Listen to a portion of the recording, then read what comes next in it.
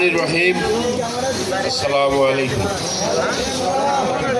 আবার দেখা হলো সকালে আপনাদের সাথে। আমার এইখানে এই ভবনের আলোচনা হয়েছে। আমরা আমাদের সম্মানিত আহ্বায়ক কমিটির সদস্যগণকে পরিচয় করিয়ে দিয়েছি দুটি ফুল প্রদানের মাধ্যমে, গোলাপ এবং রজনীগন্ধা। তারপরে আমরা বিরতি দিয়ে গিয়েছি, নামাজ পড়ে আমরা খাওয়া দাওয়া সেরে আসলাম। সম্মানিত অতিথি, আপনাদের সবাইকে সুসম্ভাষণ এবং স্বাগত। এই পর্যায়ে আমার যেটা উদ্দেশ্য ছিল সেটা আগে বলে নিই, যে আমরা এখানে আজকে শুধু 297 জন আহ্বায়ক কমিটির মেম্বার নন, বরঞ্চ আমরা যে সমস্ত জেলা উপজেলাতে কমিটি দিয়েছি তাদের সদস্য সচিব এবং আহ্বায়কদেরকে এখানে আমন্ত্রণ জানিয়েছি। তারাও এখানে উপস্থিত আছে এবং আমাদের 2-1 জন আমন্ত্রিত বিশেষ অতিথিও আছেন যারা আমাদের দলের সাথে সম্পৃক্ত নয় এমন ব্যক্তিত্ব। এই পর্যায়ে আমি যেটা করতে যাচ্ছি সেটা হচ্ছে, আমাদের এই দলটা গঠন করার একটা উদ্দেশ্য আছে। আমরা একটা লক্ষ্য উদ্দেশ্য নিয়েই কিন্তু এই দলটা গঠন করেছি। গতানুগতিক কোনো রাজনৈতিক দলকে অনুকরণ না করে তাদের বদনামি না গেয়ে তাদের ভুল ভ্রান্তিগুলোকে অন্তরে ধারণ করে আমরা একটা পরিকল্পনা তৈরি করেছি। আমাদের একটা বিশেষ উদ্দেশ্য আছে, সেটা হচ্ছে আমরা ঐক্য চাই, সংস্কার চাই, মুক্তি চাই, অর্থনৈতিক মুক্তি। আমরা আসুন সবাই মিলে দেশ গড়ি। দেশ গড়ার জন্য কিছুই লাগে না। আজ থেকে অনেক দিন আগে আমি যে আমার ব্যবসা প্রতিষ্ঠানে আমি প্রশিক্ষণ দিতাম, সেখানে একটা কথা বলতাম যে বাংলাদেশের মানুষের মন মানসিকতা পরিবর্তন করার জন্য বিশেষ কোনো বিদ্যালয় বা প্রশিক্ষণের দরকার নেই। শুধু সবাই যদি তার জায়গায় বসে সিদ্ধান্ত নেয় যে আমি ভালো হয়ে গেলাম, আমি ঠিক হয়ে গেলাম, 1 মিনিট সময় লাগে।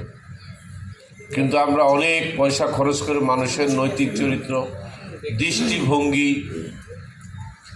কার্যক্রম যা করে থাকে সে সারাদিন, এগুলা বদলানোর চেষ্টা করি, অনেক থেরাপি করি, অনেক রকমের আমরা দিয়ে থাকি মানুষকে, বিভিন্নভাবে উদাহরণ দিয়ে পরিবর্তন করার চেষ্টা করি। কিন্তু জিনিসটা কিন্তু নিজের কাছে। যেমন আমি আমার কথাই বলি, আমি যখন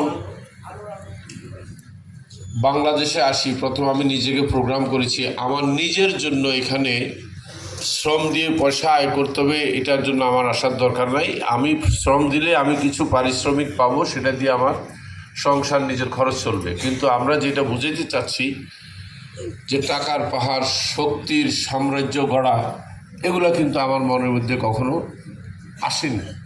তাই আমি এই আদর্শ থেকে আপনাদের সাথে এই জোট হয়ে আমার এই আদর্শকে আপনাদের মাধ্যমে বাস্তবায়ন করার জন্য এগিয়ে আসছি। যে আমাদের কাছে দেশটা বড়, এরপরে দল, এরপরে ব্যক্তি। তাই আপনারা এখন থেকে ব্যক্তি স্বার্থের ঊর্ধ্বে দলকে চিন্তা করবেন, দলের স্বার্থের ঊর্ধ্বে দেশকে চিন্তা করবেন। দেশের স্বার্থে আমরা সবাই এক, দলের স্বার্থেও এক। শুধু আমরা ছাড় দেবো নিজের স্বার্থে। তো আমি শুরু করতে যাচ্ছি আপনাদের সবার সম্মতি নিয়ে আজকের এই প্রস্তাবনা। আমরা যে 9 দফা লক্ষ্য স্থির করেছি, যে 9টা, আপনি দেখবেন আমাদের এখানে 9টা তারকা আছে। এই 9টা তারকার আমাদের যদি পতাকা, দলীয় পতাকাটার দিকে তাকান, এখানে কিন্তু একটা মেসেজ আছে, একটা সংবাদ আছে। কিন্তু এই মেসেজটা হচ্ছে, প্রথমে দেখেন উপরে লাল, নিচে সবুজ। এই মেসেজটা আপনারা যদি জানতে চান যে এই মেসেজটা কি, আমি একটু ব্যাখ্যা করি। লাল হচ্ছে সূর্য উদয় হচ্ছে, পূর্ব আকাশে শুদ্ধ উদয় হচ্ছে, আমাদের জন্য সংবাদ নিয়ে আসছে, আমাদের জন্য সুসংবাদ নিয়ে আসছে। এটা হলো লালের প্রতীক। আর নিচে সবুজ হচ্ছে ভূমির প্রতীক, সবুজ ঘাস, সবুজ শস্য শ্যামলা দেশ। এই দুইয়ের মধ্যে আপনি দেখেন আমরা সম্প্রীতি নিয়ে একটা সিম্বল দিয়েছি, সবুজের সাথে লালের একটা সম্প্রীতি, কোনো বৈষম্য নয়। আমরা একটা বৈষম্যহীন সমাজ করতে চাই, যেখানে জাত, ধর্ম, বর্ণ, শিক্ষা নির্বিশেষে উঁচা নিচা সবাই আমরা একসাথে কাজ করতে চাই। এইটাই কিন্তু এই হ্যান্ডশেকের আমাদের দলীয় প্রতীকের একটা সিম্বল। আর এইটার বাইরে যে 9টা স্টার দেখেন, এই 9টা স্টার হচ্ছে আমাদের দফা, যা আমরা কি কি বাস্তবায়ন করতে চাই আমাদের এই 9 দফার মাধ্যমে। প্রথমে শুরু করি বাংলাদেশ আম জনগণ পার্টির অনুষ্ঠানে আপনাদের সবাইকে স্বাগতম।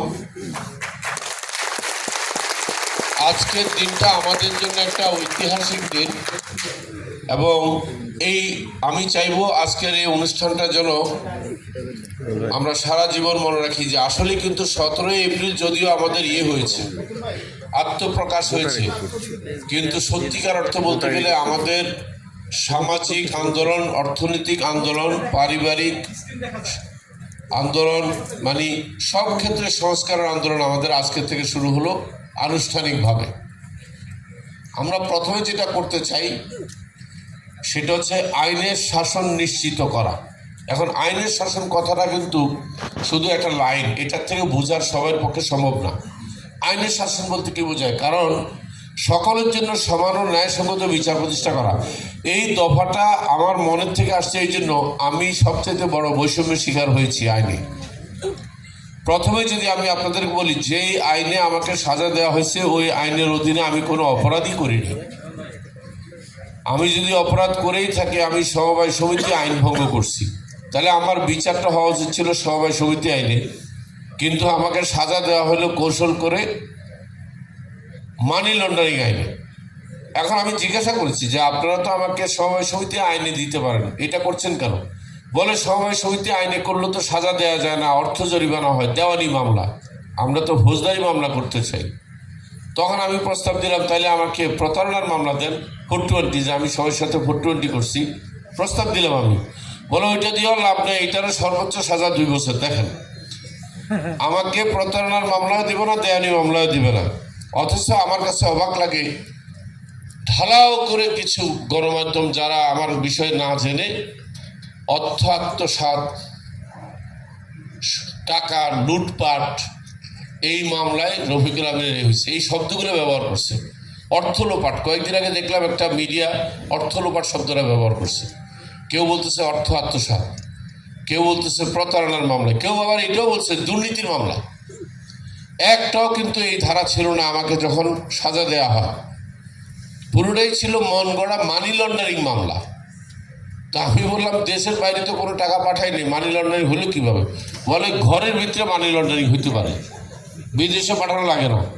যেমন আপনি কি জানেন, আপনি এখানে বাংলাদেশে কিছু প্রচলিত আছে, মানি ট্রান্সফার কোম্পানি আছে যারা ঢাকা থেকে দিনাজপুর বা চিটাগং টাকা পাঠায়, জানেন তো?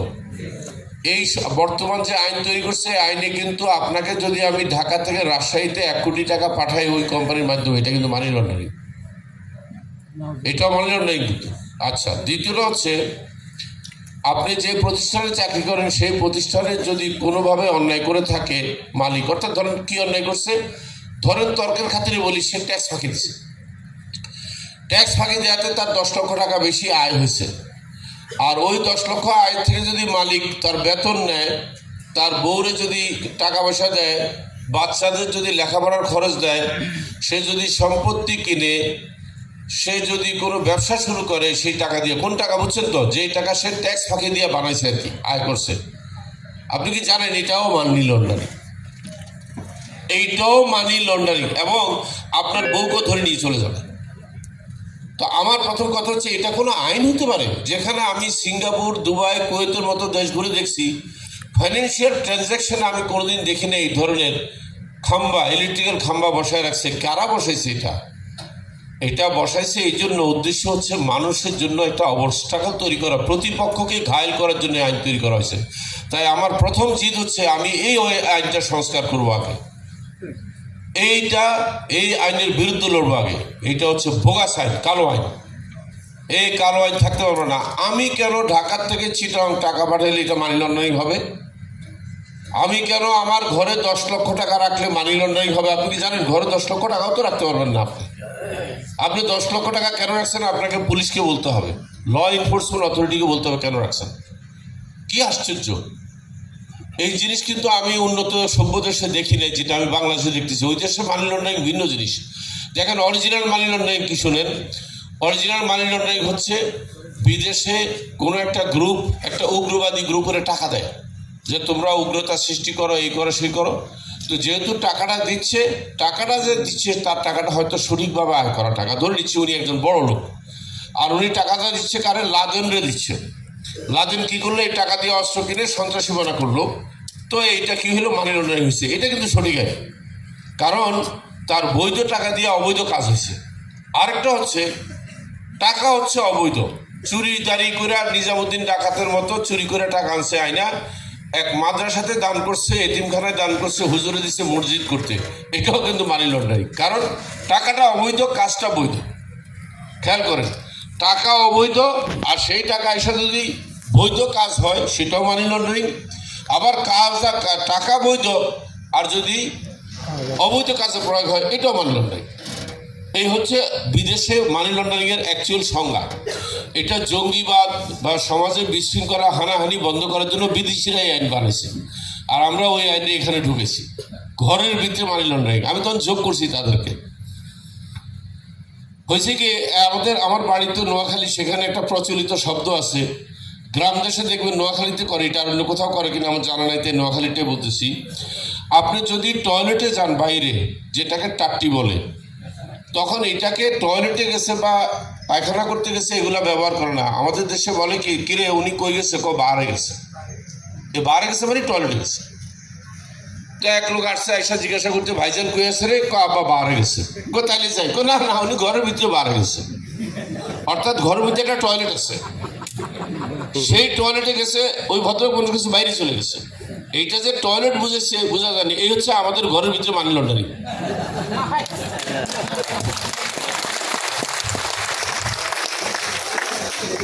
আমরা মানি লন্ডারিং করছি ঘরের ভিতরে। যাই হোক, আমি এই আইনের বিরুদ্ধে লড়বো ইনশাল্লাহ। আমাদের দল যদি দেশের দায়িত্বে আসে, আমরা যদি সবাই যদি আইন পাশ করতে পারি, এই আইনের বিরুদ্ধে আমি লড়বো। এটা কোনো মানি লন্ডারিং আইন হইতে পারে না। এবং এই মানি লন্ডারিং আইনের কারণে বহু সংসার ধ্বংস হয়ে গেছে, বহু ব্যবসা ধ্বংস হয়ে গেছে, এবং বহু নিরীহ লোক দেশ ত্যাগ করে চলে যেতেছে। কারণ এগুলাকে ব্যবহার করছে বিগত স্বৈরাচারী সরকার, এই আইনগুলোকে ব্যবহার করছে। এরপরে আমাদের দ্বিতীয় দফা হচ্ছে সর্বস্তরের সামাজিক নিরাপত্তা নিশ্চিত করা, দরিদ্র, বয়স্ক, প্রতিবন্ধী, প্রান্তিক জনগোষ্ঠীর জন্য কার্যকর নিরাপত্তার জাল গঠন করা। আপনি দেখেন, আপনি এখন ঘরের থেকে বাইরে আপনি বাসায় ফেরত যাবেন কিনা আল্লাহ হাফেজ। বাসা থেকে কিন্তু এখন প্রায় মুরব্বীরা কয় কি, বাইরের সময় বলে দেখো মাফ সাফ করে দিও, যদি না আইতে পারি, যদি বাসের তলে পড়ি মাফ করে দিও, এভাবে বাইরে হয়। কারণ সে জানে না সে আবার নিশ্চিত নিরাপদে ঘরে আসতে পারবে কিনা।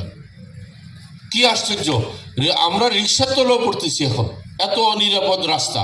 আমরা প্রথমে কিন্তু খাদ্য নিরাপত্তায় কাজ করব। খাদ্য খায় এক ঘরের মধ্যে 3-4টা বাচ্চা একসাথে মারা গেছে, দেখেন নাই? একসাথে মারা গেছে। ওষুধ খেয়ে, প্যারাসিটামল ওষুধ খেয়ে মারা গেছে একসাথে এক পরিবারে, দেখেন নাই? বেশি দিন আগের কথা না তো এগুলা। ওষুধ খেয়ে মারা যাচ্ছে, খাদ্য খেয়ে মারা যাচ্ছে। কি আশ্চর্য, রাস্তায় বেরোলে মারা যাচ্ছে। মানে আমাদের সামাজিক নিরাপত্তার নামে মাত্র বই পুস্তক আছে, বাস্তবে নাই। কিন্তু এটা নিয়ে কোনো কার্যকর পদক্ষেপ নাই। রাষ্ট্র যিনি প্রধান আছেন, যারা সরকারে থাকে, তাদের কোনো চেতনা নাই। তারা শুধু তাদের BMW গাড়ি, প্রাডো গাড়ি, পাজেরো গাড়ি দিয়ে 3-4টা পুলিশের মোহর দিয়ে যদি যাইতে পারে বাড়িতে, এটা হলো তাদের জন্য নিরাপদ সড়ক। আর তাদের খাদ্য হচ্ছে অতি উন্নত মানের দেশের থেকে আসতে হবে। আর তারা বাজারঘাট করবে সিঙ্গাপুর, কলকাতা, বিভিন্ন দেশে গিয়ে। কিন্তু ওনারা কিন্তু মাঠ পর্যায়ে যখন ভোট আনতে যায়, তখন ওনারা কিন্তু ভিন্ন কথা বলে। তখন কিন্তু আপনার ঘরে ঢুকে কিন্তু আমি এমন নেতারাও দেখছি যে ঘরে ঢুকে কয় কি, চাচি ভাত খাবো, কি আছে ক ভাত তো বাবা কালকে রাত্রে বাসি কো দেয় চলবে, কারণ ভোট দরকার তো আপনার, ওই কালকে রাত্রে বাসিটাই খাবো।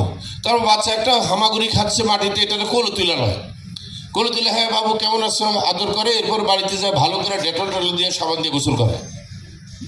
এই হচ্ছে আমাদের মুনাফিকি। আমরা ওরকম মুনাফিকি নেতা চাই না। আমরা চাই যে উঠাবে বুকে, সেটা যেন সে বুকেই ধারণ করে, বুকেই লালন করে।